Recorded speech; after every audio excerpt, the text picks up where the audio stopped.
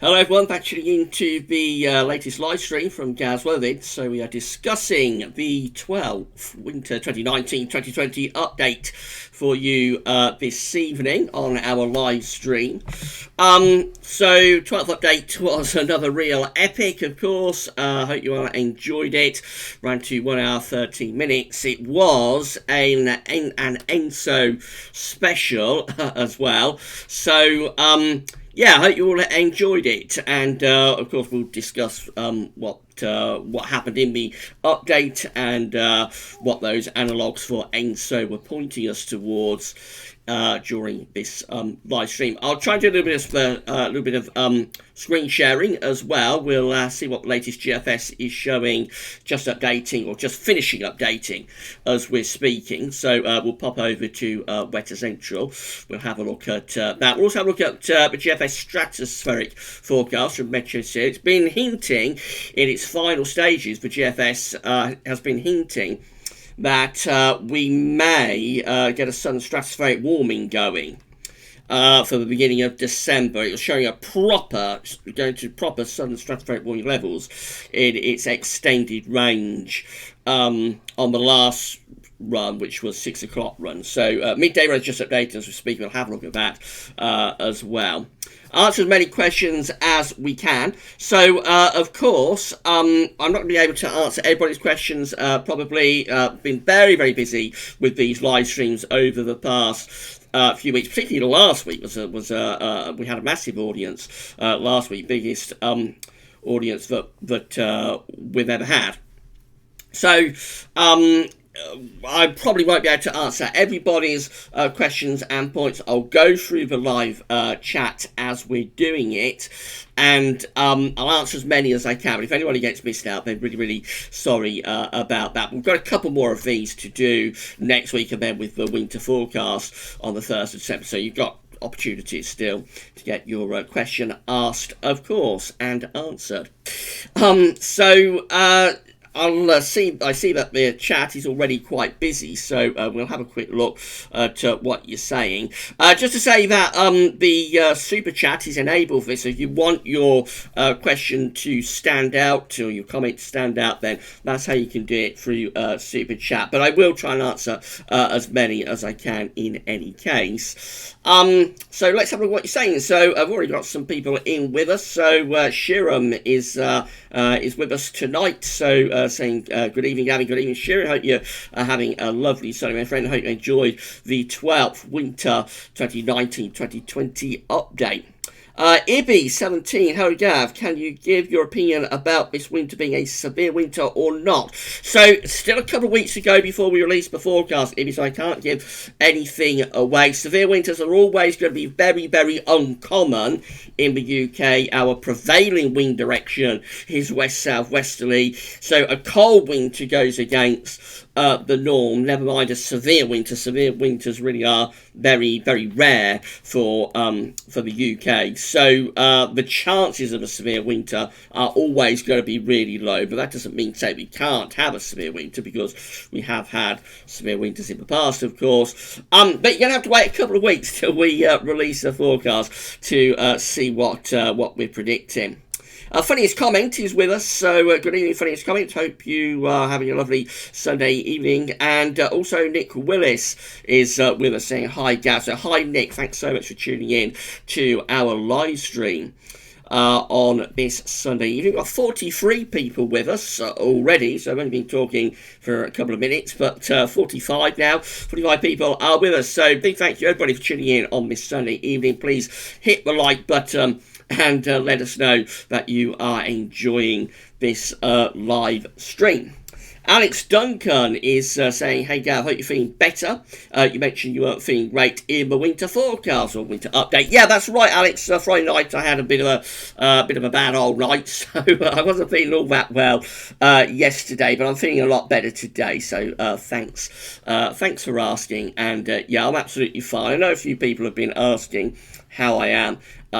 So I'm perfectly fine. I'm okay. It's just was a little bit off colour on Friday night and felt a little bit off colour yesterday. But I'm okay. Thanks very much for asking. I hope you're okay as well, my friend. Hope you're having a lovely Sunday evening.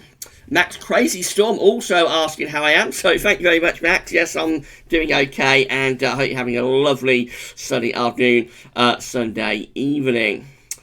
So we've also got Craig 98 with us saying afternoon, Gal. So afternoon, Craig, and thank you again so much for tuning in this afternoon or this evening. 52 people are with us right now watching this live stream. So a big thank you everybody for tuning in on your Sunday evening. Adam Blunston is with us saying, hi Gaz, it's really interesting. 12's run, I think that's for GFS, 12Z, have a stratospheric warming and on blogging on it. So we're going to go over to West Central, excuse me, in around 10 minutes. And we'll have a look at what the GFS is showing. So hang on in there for another 10 minutes or so. About 5:15, 20 past 5. We'll pop over to West Central and we'll have a look at what the GFS is showing. And then we'll go to Metro Seattle and see what it's showing for its stratospheric forecast charts. Photo Hunter with us saying hi, hi Gav. So hi Photo, thank you so much for tuning in. We've got Mark Kinish as well saying good evening. It's getting mild this week. You've had a bad side for winter, for cold or not. Hope you're feeling better. So I'm feeling fine. Thank you, Mark. Thank you for asking. As far as the winter is concerned, with the weather becoming milder, I don't think it makes any difference one way or the other. Really, we may have a mild or a cold winter, but what the weather is going to be doing, like in the third week of November, in terms of whether it's mild or cold, I don't think that makes a great deal of difference one way or another. Jaris is with us. Good evening, Gav. So good evening, Jaris. Thank you so much for tuning in. And Paul Miller is with us as well, saying, hi, Gav. Is a chance of a cold winter? There's always a chance of a cold winter, Paul. So, but of course, they are the exception to the norm. Most of our winters are mild and west-southwest. So I think on average, around 2 winters per decade are cold. So, I mean, the odds are always in favour of a milder than average outcome, and the colder than average conditions, they are always the exception to the norm. But there is always a chance of a cold winter. You'll find out in a couple of weeks on the 1st of December what we are forecasting with our winter forecast, winter of 2019-2020. 67 people are watching us now, so thank you so much everybody for tuning in on your Sunday evening. We've got Thomas Green with us, who is unwell, so sorry to hear that, Thomas. Hope you feel better soon, but thank you so much for tuning in on this Sunday evening. Daniel Bradley is with us saying, hi Gavin, hope you are feeling better. The AO and NAO are both trending negative. If this continues into winter, will it be a cold winter, or are there other factors to take into the mix? So remember, the AO and the NAO are just indexes that are reflecting the atmospheric state. So if the Arctic oscillation is negative, you're going to have appreciable levels of high latitude blocking. High pressure will be up somewhere over the Arctic. If the NAO is negative, then you will weaken, at the very least, the westerly setup. So the typical positive NAO setup is a high pressure to be in the Azores, low pressure to be around Iceland. The pressure differential increases, the westerly is coming across the Atlantic. Whereas when the NAO is negative, then you will sometimes get a flip on that. You will sometimes get high pressure around Iceland, low pressure in the Azores. Or you will just weaken the Azores high and displace it a little bit away from us, and or a little bit away from the Azores. You'll weaken the Icelandic low. So if you have both of these indexes negative, it would tend to suggest we've got a better chance of a cold winter. It's not a guarantee, though, still. Even then, you can still get mild, perhaps not a mild winter. If the AO and NAO was negative through the whole winter, you would expect appreciable levels of cold at some point. But certainly you can get a mild month with a negative AO-NAO combination. For example, that happened in January 1969. January 1969 was a very mild and wet month, with, again, a negative AO and NAO type combination and type pattern. Then in February 1969, it got really, really cold and snowy. So it's just a matter of getting all the pieces of the jigsaw to fall into place. And the difference between just being on the wrong side of the blocking area of high pressure for cold, or being on the right side of the blocking area of high pressure for cold. But sometimes there's not a great deal in it, and the difference between January and February 1969 sort of proves that point, where one of those months was on the mild side of the blocking of the jet stream, and so came away quite mild and wet.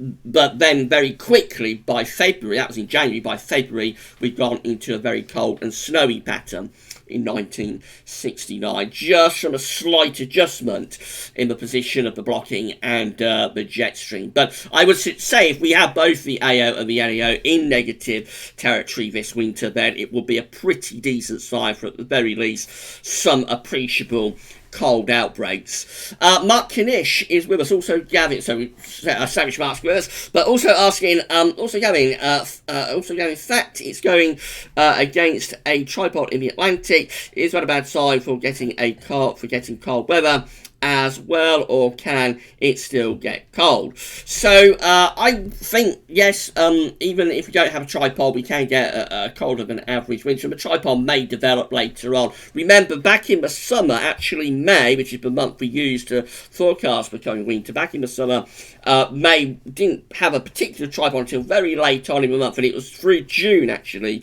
that the tripod started coming in. That might suggest that a re-emergence of a tripod happens later in the winter, possibly that's the case. We'll have to wait and see. 77 people, up to 80 people now with us. I've been talking for just over 10 minutes, so big thank you to everybody for tuning in on your Sunday evening. Please smash the like button and let us know that you are enjoying our live stream.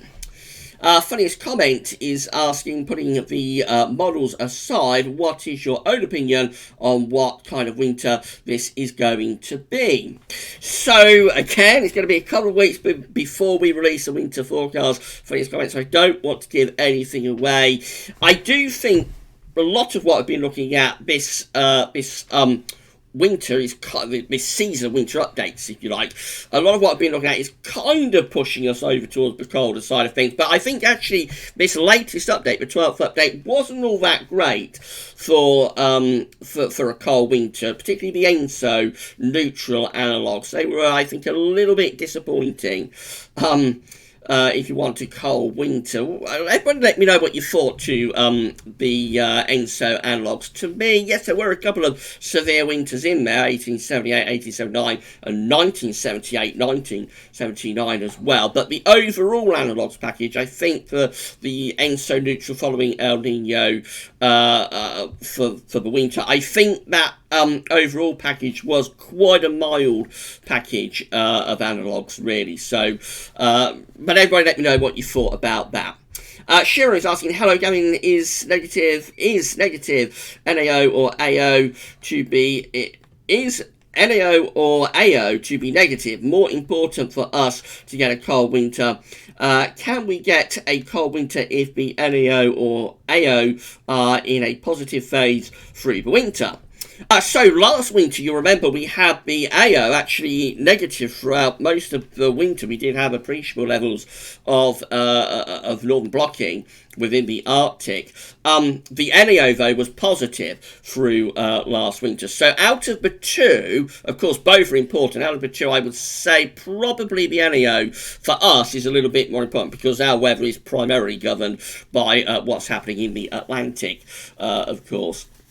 So, I mean, we can get a cold winter with a positive NAO, but I think it would be relatively uncommon for that to happen. And what happened last winter is that the Atlantic state kind of fended off the northern blocking. The northern blocking was there. We did have high pressure within the Arctic regions, but the Atlantic kept the cold at bay from that high pressure. So out of the two, I mean, they are both important, but out of the two, I would say the NAO is probably a little bit more important for us, for our particular part of the world, than the AO is.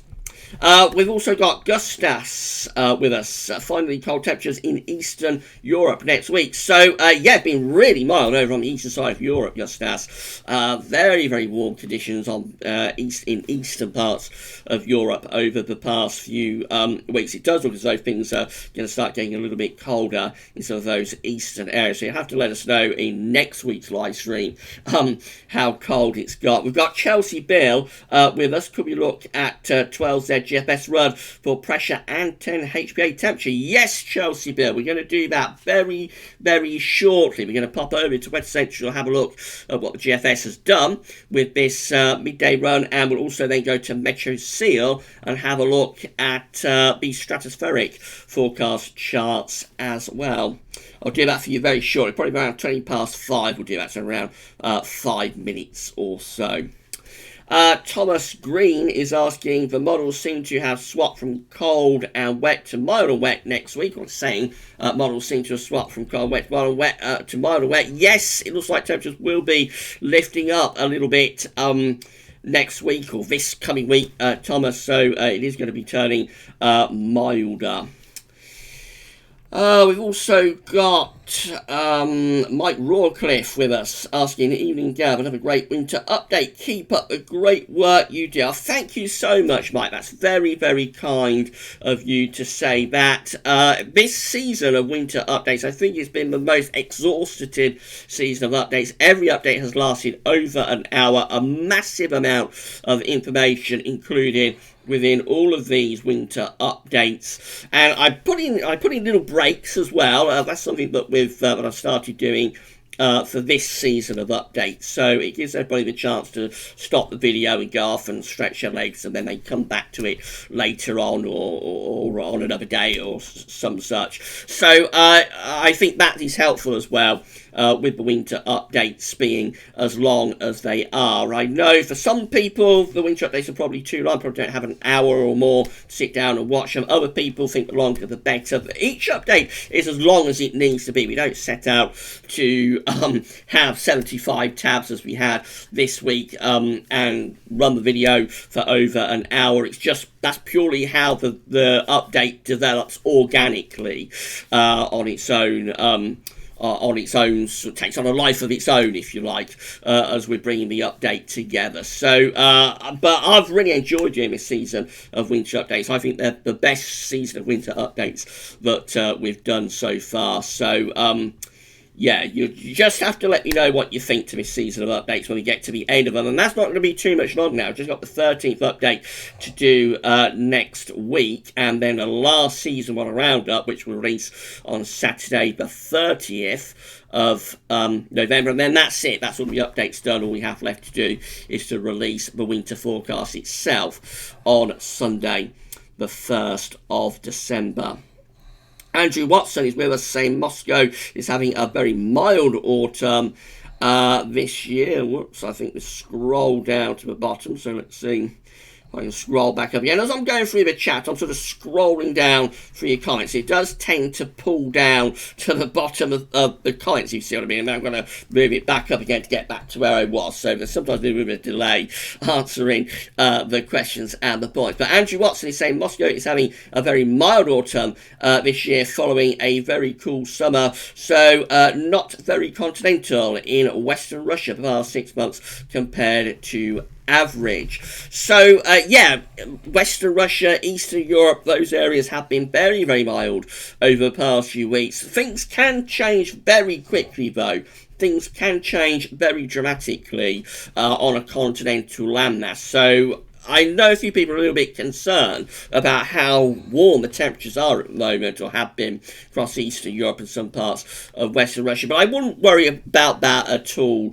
Things, within a week, things can go from being really balmy to absolutely into the freezer within a continental landmass. So I wouldn't be overly concerned about that. And then Tom 2019 is saying about the GFS 12Z run. So I think we'll have a look at that now, shall we? So what I'm going to do is take off the image and then start the display capture. So I'll start display capture.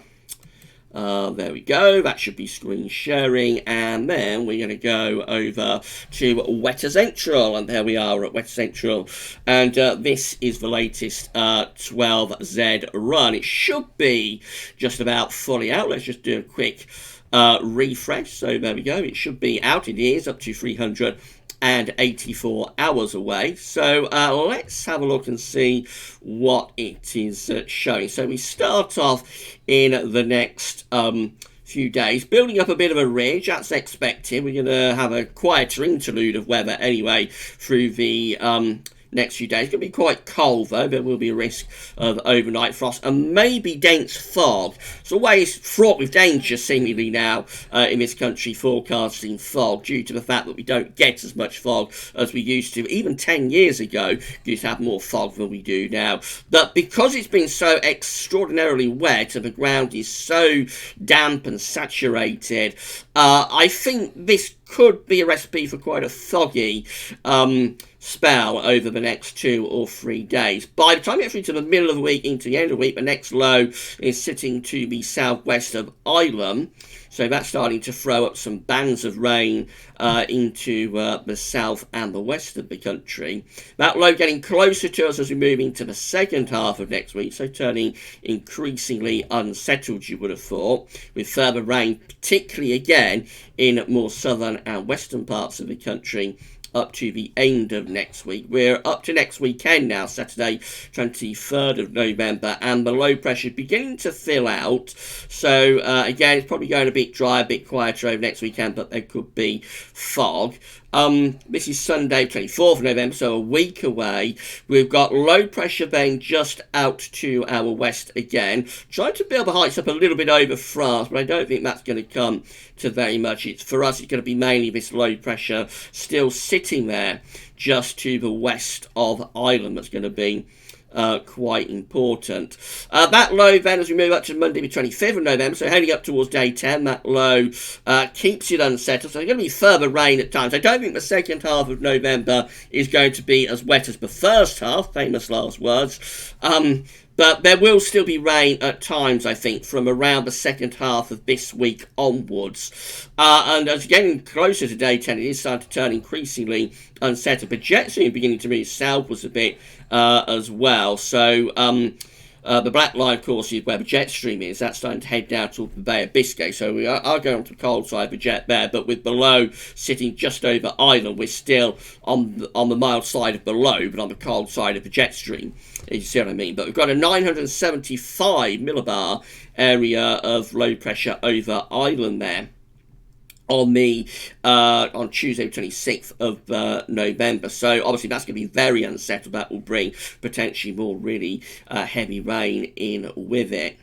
So getting up to day 10, then we finish up by day 10 with a very, very deep area of low pressure back over the country. So scrap that, what I just said about the second half of November not being as wet as the first. That will bring the deluge back, if that is right. That's going down to central pressure of 965 millibars over Scotland. That's a very, very deep area of low pressure indeed. And if that is right, it will bring the deluge back, I'm afraid, through the last week of November. In the extended range, let's see what this GFS run does. So again, just keeps these areas of low pressure rolling in from off the Atlantic. Absolutely no sign of a break to them at all. So we're, as far as we can go, is up to the 3rd of December. We're still looking unsettled even then. We've got one area of low pressure over East Anglia and the southern North Sea. There is a little bit of a break coming via a slight transient ridge, but you see there around close to Newfoundland, another area of low pressure is developing. That is almost certainly going to run into northwestern Europe with the jet stream, trying to build up a little bit of high pressure from the Azores as well, you'll see, over towards Spain. So that's trying to introduce a milder southwesterly flow as well. But as it is, it's still quite chilly up to the very end of the GFS run on Tuesday the 3rd of December. And for the north, probably a little bit of wintry potential in with that. So that's how the broad GFS output is looking. Let's have a look at what it's done with the stratosphere. go over to metroseal.fr. This is, of course, how things are looking at 10 HPA right now in the stratosphere. It's cold. Temperatures are down to minus 80 there across some parts of the Arctic. So it's a little bit cold on average, as we established in winter updates. We run through the next few days and we keep those blue and purple colours going over the top of the pole, just getting pushed a little bit down towards the Greenland and Atlantic side of the pole. You notice it's warming a little bit there already on the 25th of November over on the Asian side of the Arctic. But generally still quite cold up to 25th of November anyway, generally still quite cold with those stratospheric temperatures. Moving on into the extended range, this is what we're seeing on this particular latest midday run of the GFS.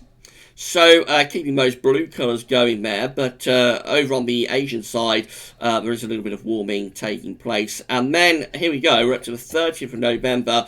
We're starting to see the greens and yellows appearing over Siberia. The GFS consistently showing this, so that's a moderate warming of the stratosphere beginning to start taking place over the Siberian side of the Arctic. That intensifies, look at that, intensifying as we go up to the 3rd of December. We've got the red colours appearing there. When the red colours appear, that is going to genuine sudden stratospheric warming levels. On the scale, that's going to like minus 8 to minus 4 to freezing in the stratosphere. So the red colours on these charts are what I always look for to determine whether we're just talking about a moderate or a mild sudden mild warming of the stratosphere, or whether we're talking about a genuine sudden stratospheric warming. That is going to genuine sudden stratospheric warming levels there over Siberia. That's not to say it necessarily will move into the Arctic, of course. It may stay restricted over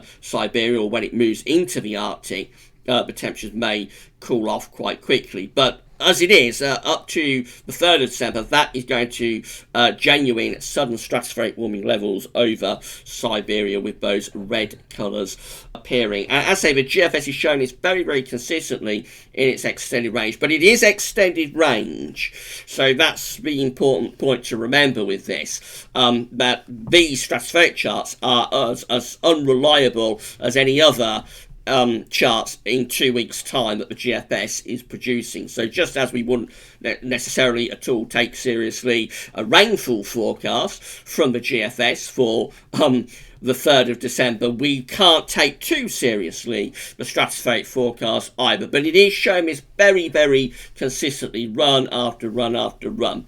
So we'll just have to wait and see how that plays out over the next few days. I expect that will be one of the main focuses of the week to 10-day video updates coming up this week. I've got a feeling that will be quite an important aspect within the week to 10-day video updates coming up in the week ahead.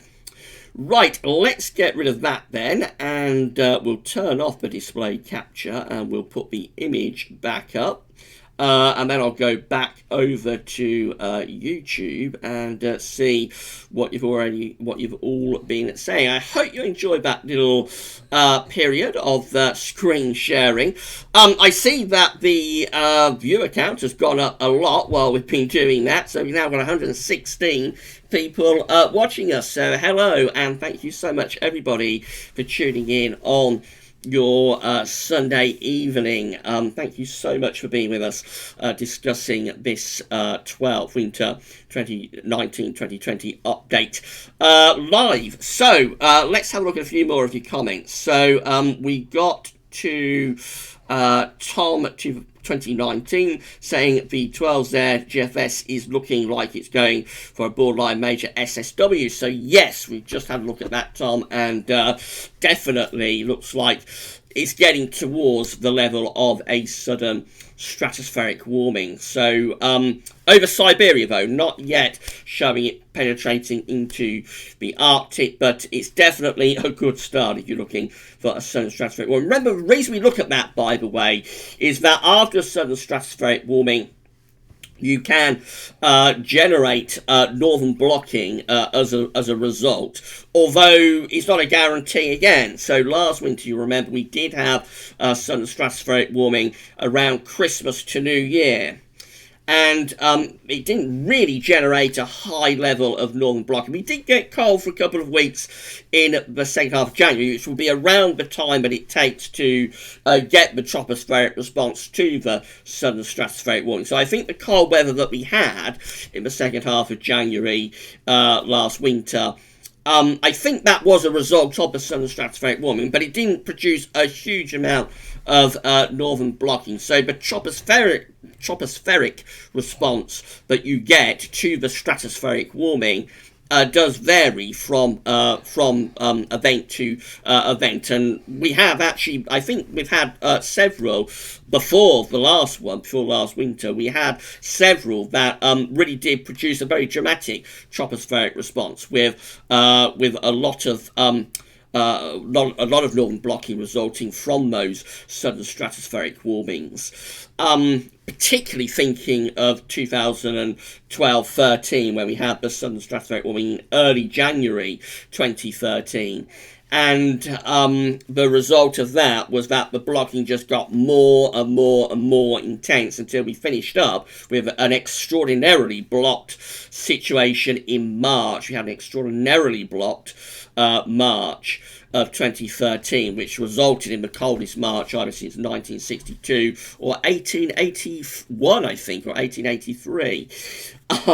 Whichever data series you take. So it was an extraordinarily cold March, and it all started with the southern stratospheric warming that occurred in early January. And I think after that, we had quite a few other southern stratospheric warmings that resulted in quite a high level of blocking. I think the idea sort of became well known that southern stratospheric warmings always lead to northern blocking and to a colder winter, but last winter sort of brought us all back down to earth with a bump, if you like, and sort of told us that actually a southern stratospheric warming, whilst very important, is not always a guarantee by any means to get a strong level of northern blocking and to get appreciably cold from that northern blocking. So as I say, last winter I think brought us down to earth with a bump. But nevertheless, that southern stratospheric warming is going to be a very important a focus of the video updates in the next few days. I would have thought, to see whether the GFS keeps maintaining that idea and develops it any further. So Ninja X is asking, or saying, been quite a cold November. So yes, that's true, Ninja. The central temperature is running around a degree below average. So it has been cold up to now. It's going to stay quite cold for the next couple of days as well. You're going to have some pretty cold overnight frost. So if anything, we'll probably see the CET dropping a bit more, actually. But then it's going to start lifting up and getting milder in the second half of the coming week. I think we are going to have a milder second half to November compared to the first half of November. So that's going to be quite interesting. See how that plays out. City Andy is with us saying, hi, Gav. So hi, City Andy. Thank you so much for tuning in on this Sunday evening. And City Andy is asking, do you think the QBO could force some easterly outbreaks? So remember, we've got the westerly QBO at the moment. The quasi-binary oscillation is in its westerly phase. We're expecting it to descend to its easterly phase over this winter, actually. So we are sort of on the transition from the west to the easterly QBO now at the moment, although in the troposphere we're still within a westerly QBO, but we're expecting the QBO to go easterly through this winter. Again, this is not a guarantee of anything, though, so it seems like I'm saying this all the time through this particular live stream, but it's always important to get these points across, that there is never a guarantee for our weather in particular, because our default setup is always in winter westerly and zonal and bringing weather systems in from off the Atlantic. The easterly QBO sort of suggests a weakening of the zonal westerlies, so it implies a greater chance of getting colder conditions, getting easterly winds, if you like, but it's not a guarantee that we'll get cold from the easterly QBO. Nevertheless, it does increase the chance So if you want a cold winter, you would definitely rather be in an easterly QBO to a westerly QBO, if you see what I mean. So we'll just have to wait and see. I do think we're going to be transitioning westerly to easterly with QBO this winter, and we'll see what the impacts of that could be. Ninja X is congratulating us for hitting 6,000 subscribers on the Gaz Brothers YouTube channel. And yes, that's true. We did in fact reach 6,000 subscribers on the Gaz Brothers YouTube channel a couple of days ago. So another milestone reached. And thank you so much, everybody, for subscribing and for liking and for watching and for being patrons and donors. Just a huge thank you to all of you for your ongoing and constant support for Gaz Brothers. It really is very, very kind of all of you. And when I started this back in 2012, it's just kind of like a little personal project, actually. I never thought it would take off to any kind of level at all. I was just playing around doing a few little weather videos, and gradually the thing has just built up and taken on a life of its own. And that's because of all of you, the way you have embraced the videos and the channel and the website gazweathers.com and all of the updates that we're doing. So thank you so much to all of you for your ongoing and constant support. And as long as you want to keep seeing the videos, we're happy to keep doing them. But thank you so much, everybody. Craig1980 is saying that he has a feeling it's going to be a cold winter, so we shall see. Craig, Gaz Brothers winter forecast is going to be released in 2 weeks' time, so you've not got long to wait to find out what we're predicting for this winter. Mark Nish, Gavin, does it go hot? Does it go for hot summer too? Is that the exception too? Yes, again, so cold winters, hot summers, they are both the exceptions to the norm. Our climate is temperate, so that means that most of the time we're mild but not extreme. So most of the time in the winter we're mild and wet. In the summer, most of the time we are warm. So you can't really use the word mild in summer, but in the summer, most of the time we're warm, but not particularly hot, and often damp, and often overcast, and just not particularly inspiring weather. That is the British climate, and whilst we do get hotter summers now than we did sort of 30, 40 years ago, it's still the case that most summers are not particularly hot, and the same is true for winters. Most winters are not particularly cold, unlike what you would think from the newspapers and from the media and certain forecasters that are always seemingly going for baking hot summers and freezing cold winters. I mean, if you took those forecasts and newspaper reports seriously, you would think that our climate is kind of like central Canada or central Russia, somewhere like that, with freezing cold and icebound and snowbound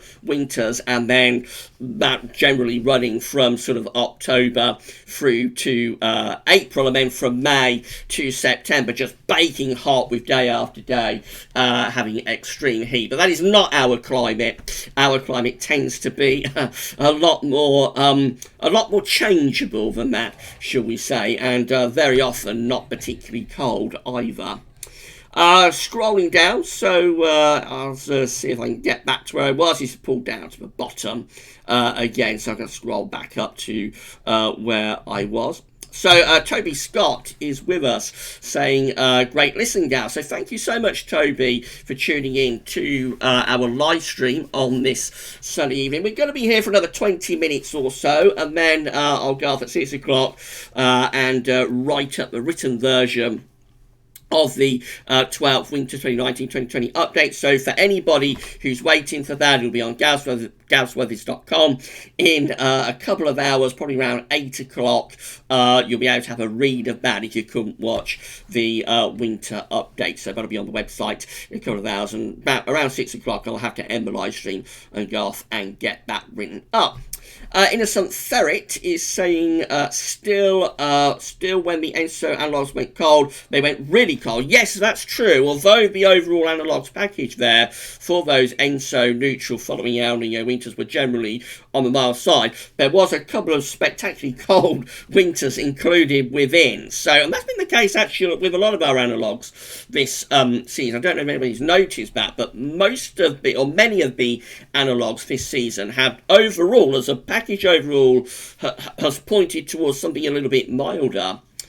But there's always been a small number of cold or even very cold or severe winters showing up within that analogues package. I'm not sure within those analogues packages. I'm not sure we've ever had that before, actually, with the winter updates. So that's something that's a little bit different for this year, and it could be telling us and making it complicated when we come to do the forecast, actually, because if the overall analogues are pointing to a mild winter, let's say, but we continue to have those appreciable numbers of much colder winters lurking in the background, then that's going to make the winter forecast quite difficult.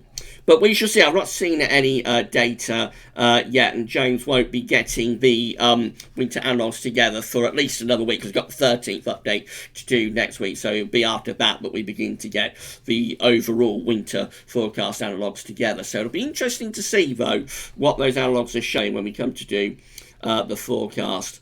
We've got Paul Miller. Do you think... Whoops, it's pulled down to the bottom again. Let's try and scroll back up. Chat really busy again this week. So thank you so much, everybody, for getting involved in the live stream and for asking all of your questions and posting your comments. So thanks so much to everybody for being involved once again. Still got 99 people with us as well. So hello and thank you so much to all of you for tuning in. Please don't forget to smash your like button. Let us know that you've enjoyed this live stream discussing the 12th Winter 2019-2020 update.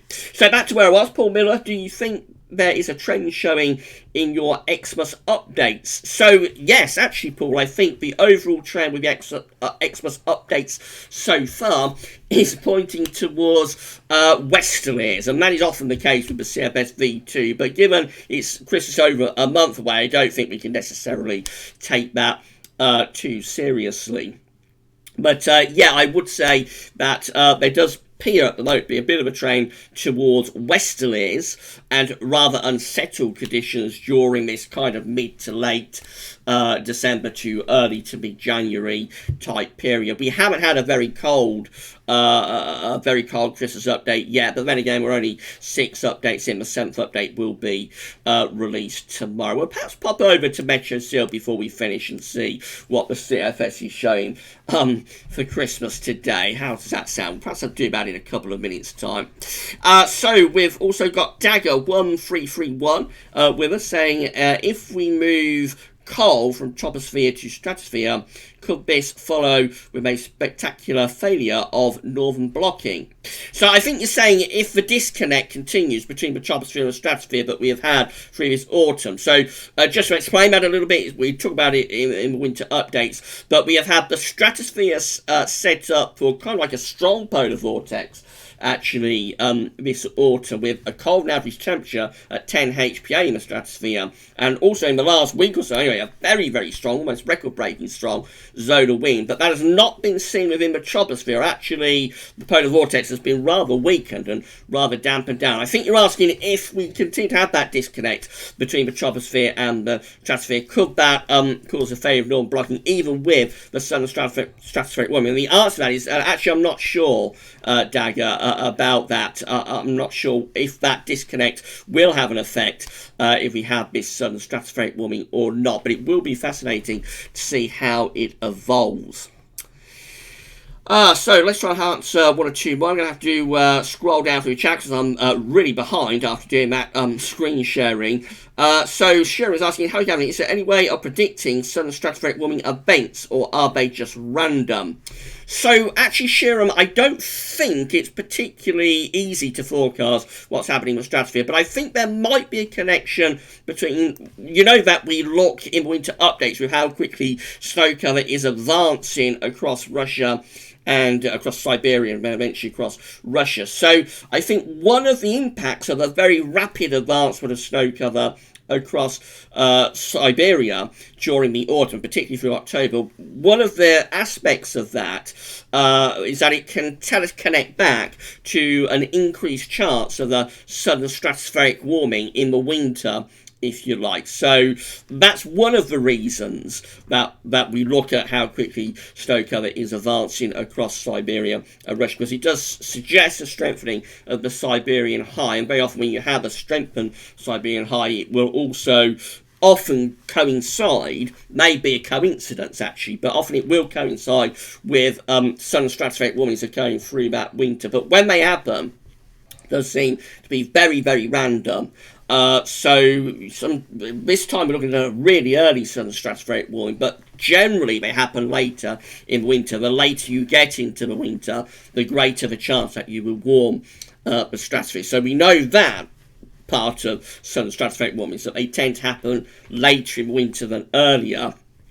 But of course, as we saw last winter, sudden stratospheric warming happened around Christmas and New Year, so they can happen much earlier than that. And occasionally they even happen in November, and famously there was a warming, a rare warming of the stratosphere over Canada in November 1962, before we went into that ferociously cold winter of 62-63, the coldest winter since 1740.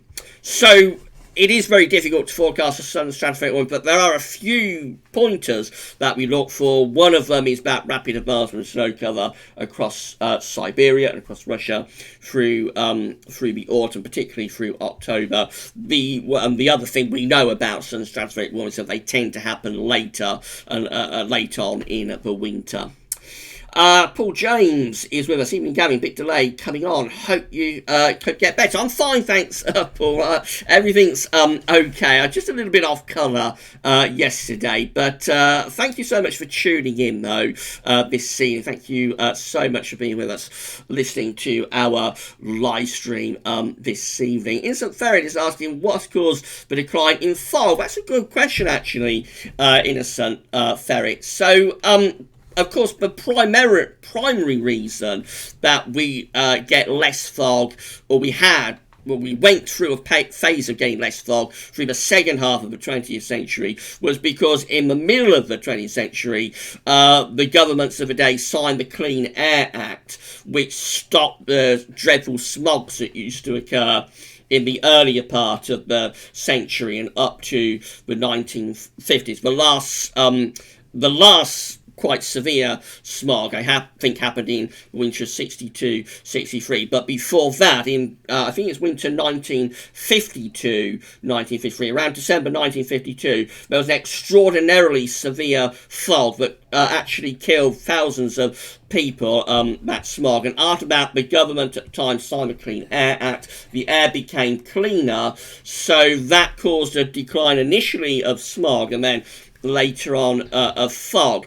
But why we get less fog now than we did 10 years ago or so, or 15 years ago, I'm not sure why that is the case, actually. Obviously, it is a trend. You would look at the trend from like the 1950s on, and you would see that decline, first of all in smogs and then ultimately in fogs too. But why now we would get less fog than we did 10 years ago, I'm unsure what the reason for that would be, actually. If anybody has a theory, I'd like to know, because you wouldn't think anything has particularly changed, like in 2019 compared to 2009. The air had already been cleaned up by the Clean Air Act that was signed in the 1950s. So you wouldn't think there would be anything particularly different in the atmosphere now compared to 2009. And yet I think we get less fog now than we did in 2009. So it would be interesting to know why that would be the case. If anyone has any theories, please let us know through the chat. So we've got 103 people with us, and been talking for 50 minutes. So thank you so much, everybody, for tuning in. I'm going to keep this going for another 10 minutes or so, and then I'll have to end the live stream, unfortunately, and go off and write up the written version of the winter update. But we'll keep going for a little while longer. So let's have a look at one or two more of your comments. I'm going to have to scroll through because I'm really behind with the chat, so I'm going to have to miss out a few of your questions. I always feel really bad about doing that if people have taken the time to ask questions and to get involved with the chat. I always feel really bad if I have to miss anybody out, but I've got really behind and we've only got 10 minutes or so left. I do actually want to have a look at what the CFS is showing for Christmas as well at Metro Seal in a moment. So we've got Paul Williams. Wish it would change here in the UK. Wet, wet, wet. Yes, it's been a deluge of an autumn, hasn't it, Paul? Since like the last week to 10 days of since the last week to 10 days of September, it's just been a constant series of wet weather. We are going to get a bit of a break over the next few days. Things are going to get a little bit better and dry out for the next 2 or 3 days. But the rain's not going to be far away. Even Thursday, Friday, I think rain will be threatening southern and western parts of the country. And then, as we saw when we had a look at the GFS midday run, 12Z run. It just goes very, very unsettled again in the final week of November. And if that model run is right, the deluge comes back in the last week of November, and no doubt all the flooding risks and concern will come back with it as well. Sean Donahoe is asking, what's your favourite type of weather gas? So that's interesting, Paul. I'm not sure I have a favourite type, actually. I'm just primarily interested in getting the forecast right. I don't mind a little bit of snow, but I'm not as keen on snow as I was when I was a bit younger, I don't suppose. But I don't mind a little bit of snow. Probably a nice sort of April type day, so a nice comfortable sort of 18 degrees with a little bit of sunshine. I think that's quite a nice type of weather, really. But again, I'm just really primarily focused on getting the forecast right rather than preferring a particular type of weather. And I think I've got a little bit more with that, actually, as I've done this with gas weather vids, because, of course, when you're forecasting, you do have to always be wary and watching out for the fact that you are not sort of biased to a particular outcome. So I know a lot of people watching what I'm doing are hoping that we are going to have a cold winter, for example. But for me personally, I have to set any personal preference aside, or else the danger is that I could allow the evidence to lead me to a particular outcome, if you see what I mean. So I have to go into particularly the long range stuff with an open mind and not sort of hoping or looking for one particular outcome. Just look at it purely on the basis of the evidence. And I've got a little bit more strict with that as I've been doing gas webbers over the years, not to let the evidence lead me in a particular direction, because that's the way I want it to go, but actually to let the evidence sort of develop organically, if you like. Let's just have a very quick look at the CFS for Christmas. So if I just enable, I'll take the image off and we'll enable screen share again. We'll go over to Metro Seal. A few people have asked how to get to those CFS charts at Metro Seal. So what you have to do, so we're still on the Stratospheric page that we was looking at earlier on with the GFS. So what you have to do is just carry on scrolling down. It's a little bit hard to find. You carry on scrolling down through all of these models. They have loads and loads of models at Metro Seal, but just carry on scrolling down and you get to there, run CFS daily. So if you click that, that takes you to the CFS page, hopefully. And then we use the 9-month CFS. So we go down to there, run CFS 9 month. It's showing the 6 o'clock in the evening run as the latest updated run, but we'll have a look at the 12Z, because that's the one that we always look at when we do our winter updates, or do our Christmas updates, of course. So we'll just have a very quick look. We're going to get through November, so we'll see what it's showing there. So at the start of December, it's in a mild sort of westerly type situation, going up to the 8th of December, building up some high pressure from the south. That does break us out of the deluge. It's relatively mild. Of course, again, because the ground's so wet and saturated, there could be fog associated with that. But through the first week of December, the CFS midday run is building up higher pressure. Let's see if we can get towards the 12th. So that's the general election day, of course, a day that's causing a lot of interest at the moment. So again, anticyclonic for general election day on this CFS run, midday run. So high pressure is trying to get itself up towards Scandinavia. We're not bringing in a particularly cold east winds. It's just mainly dry, anticyclonic. Again, there would be an issue potentially with fog because the ground is so wet. So that could be a little bit disruptive for people to get to polling stations to vote. Now, it did have a go at getting that high pressure Scandinavia, but it didn't really come to anything actually running up towards the middle of December. We just keep this high pressure very close to us. Let's move on to the extended range. I've not looked at this today, so I have absolutely no idea what it's going to show. But there we go. We're up to the 18th, 19th of December. We're still under an area of high pressure there. So heading up towards Christmas, still anticyclonic. This is a very dry December, actually. This is fantastic news for anybody who's been affected by flooding, of course, because this high pressure is dominating virtually from the start of the month. We're up to 23rd of December now, and the high is still sitting there over the top of the UK. So that's several weeks, days and weeks of really dry weather. The only question, again, is how much fog we're getting with that. This is Christmas Eve, high pressure dominating, but there is a cold front that's pushing down the eastern side of the country, maybe bringing some rain. That's Christmas Day.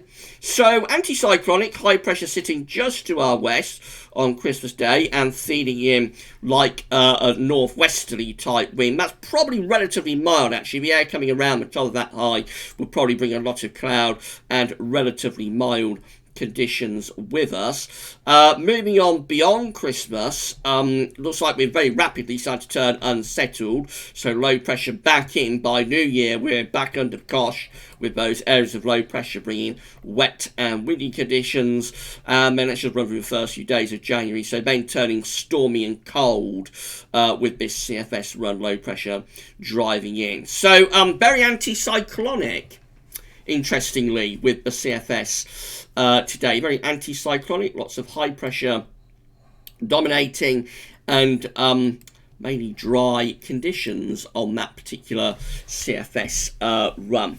114 people are still with us, and we're only going to be here for a few more minutes, but thank you so much, everybody, for tuning in on your Sunday evening. I just hope you've enjoyed this live stream.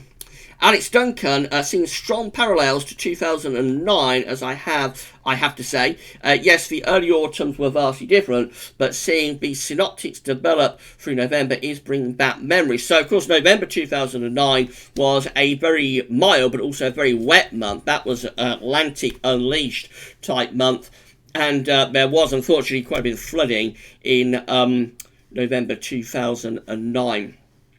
As well, as we've seen during this November. So there are parallels, I think, between this November and 2009, particularly, I think, from the way the low pressures are being driven in, but not from a positive AO-NAO type combination. So I have to go back and have a look at the charts for November 2009, but I do agree, actually, Alex, that there could be a little bit of a similarity between the areas of low pressure and that we've had this year, the way they've been sort of sitting around the country rather than pushing through at pace on a strong west-southwest. I think there is a little bit of a similarity between this November and November 2009. So Bilal is saying, can you make a comparison to winter 2009-10 in this live stream? Any parallels, and are they significant? I can't do that for this live stream, so I'll wrap it up very shortly, Bilal. But as I just explaining, I think November 2009 and November 2019 have got a similarity in terms of the overall synoptic pattern. Let's see if I can find one or two more, and then we'll wrap up the live stream. I hope you've all enjoyed this live stream and found it interesting and informative. So many comments, and I've got really behind with them all. So just big thank you to all of you for getting involved in this live stream today and during this afternoon and this evening. So Epic OP is with us talking about the Stratosphere, the newest GFS run on Metro CL is forecasting a major SSW. Yes, Epic, when we wrap up the live stream in a couple of minutes, play it back and you will see that we did have a look at what the Stratosphere is doing in terms of the GFS forecast. It is going for a very significant warming of the Stratosphere by the start of December over Siberia, so we did discuss that, and yes, definitely. So we have one or two more comments if we can get them in. So Chris Clifford is asking, will there be any significant cold weather over the next few weeks? So at the moment, Chris, no sign of anything particularly cold before the end of November. In fact, things are probably going to get a little bit milder in the coming days. And up to the end of November, it's generally looking quite mild. Beyond that, we'll have to wait and see. Paul Girding is asking, hi Gav, I don't really have a question at the moment, but I shall be on the lookout for the beast from the east this winter. Well, you never know, could get a flip. So yes, Paul, it's very early days. I have seen a few comments with people sort of saying that winter's going to be a bit of a write-off for cold weather, but I mean, it's only the 17th of November. We haven't even started the winter yet. Winter meteorologically runs from the 1st of December to the last day of February, and astronomically, winter doesn't actually start until like the 21st of December. So it's really, really early days, and I'd say write nothing off at this point. Write it off at your peril. Right, so I think that pretty much covers it.